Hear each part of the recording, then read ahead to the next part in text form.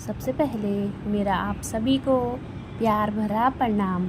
मैं मधु जोशी स्वागत करती हूँ आपका अपने YouTube चैनल मधु गढ़वाली 121 पे। तो दोस्तों, आज की वीडियो में मैं आपको सत्यभामा की कहानी सुनाऊंगी। आप भी मेरे साथ सत्यभामा की कहानी का श्रवण कीजिए। कहानी ध्यानपूर्वक और पूरी ज़रूर सुनिएगा। श्री कृष्ण भगवान द्वारका में रानी सत्यभामा के साथ सिंहासन पर विराजमान थे। निकट ही गरुड़ और सुदर्शन चक्र भी बैठे हुए थे। तीनों के चेहरे पर दिव्य तेज झलक रहा था।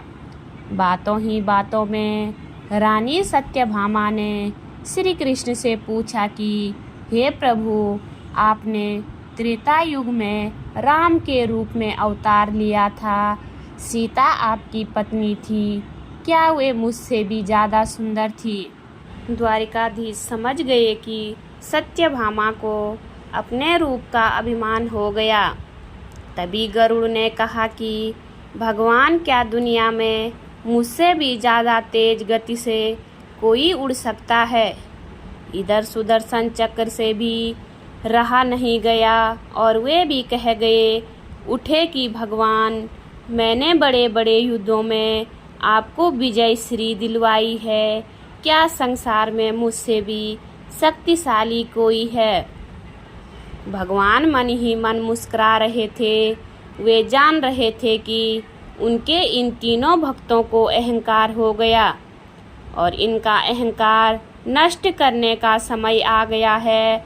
ऐसा सोचकर उन्होंने गरुड़ से कहा कि हे गरुड़, तुम हनुमान के पास जाओ और कहना कि भगवान राम माता सीता के साथ उनकी प्रतीक्षा कर रहे हैं। गरुड़ भगवान की आज्ञा लेकर हनुमान को लाने चले गए।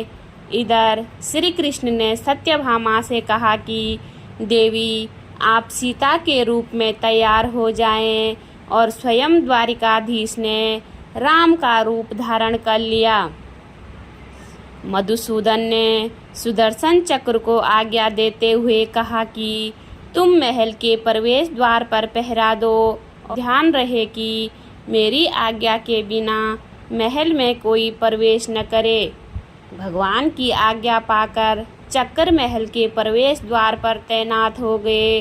गरुड़ ने हनुमान के पास पहुंचकर कहा कि हे वानर श्रेष्ठ, भगवान राम माता सीता के साथ द्वारका में आपसे मिलने के लिए प्रतीक्षा कर रहे हैं। आप मेरे साथ चलें, मैं आपको अपनी पीठ पर बिठाकर शीघ्र ही वहां ले जाऊंगा। हनुमान ने विनयपूर्वक गरुड़ से कहा, आप चलिए, मैं आता हूँ। गरुड़ ने सोचा, पता नहीं यह बूढ़ा वानर कब पहुँचेगा। खैर, मैं भगवान के पास चलता हूँ। यह सोचकर गरुड़ शीघ्रता से द्वारका की ओर उड़े। पर यह क्या, महल में पहुंचकर गरुड़ देखते हैं कि हनुमान तो उनसे पहले ही महल में प्रभु के सामने बैठे हैं। गरुड़ का सिर लज्जा से झुक गया। तभी श्री राम ने हनुमान से कहा कि पवन पुत्र, तुम बिना आज्ञा के महल में कैसे प्रवेश कर गए? क्या तुम्हें किसी ने प्रवेश द्वार पर रोका नहीं? हनुमान ने हाथ जोड़ते हुए सिर झुकाकर अपने मुंह से सुदर्शन चक्र को निकालकर प्रभु के सामने रख दिया। हनुमान ने कहा कि प्रभु, आपसे मिलने से मुझे इस चक्र ने रोका था, इसलिए इसे मुंह में रखकर मैं आपसे मिलने आ गया। मुझे क्षमा करें। भगवान मन ही मन मुस्कुराने लगे। हनुमान ने हाथ जोड़ते हुए श्री राम से प्रश्न किया, हे प्रभु, आज आपने माता सीता के स्थान पर किस दासी को इतना सम्मान दे दिया कि वह आपके साथ सिंहासन पर विराजमान है? अब रानी सत्यभामा का अहंकार भंग होने की बारी थी। उन्हें सुंदरता का अहंकार था जो पल भर में चूर हो गया था। रानी सत्यभामा सुदर्शन चक्र, गरुड़ जी, तीनों का गर्व चूर चूर हो गया था। वे भगवान की लीला समझ रहे थे। तीनों की आंखों से आंसू बहने लगे और वे भगवान के चरणों में झुक गए। अद्भुत लीला है प्रभु की। अपने भक्तों के अहंकार को अपने भक्त द्वारा ही दूर किया उन्होंने। जीवन में कभी भी अहंकार नहीं करना चाहिए। जरूरी नहीं है कि आज जो आपके पास है वह कल भी होगा। अपने अंदर जरा सा भी अगर अहंकार आने लगे तो स्वयं ठाकुर जी हमसे दूर हो जाते हैं।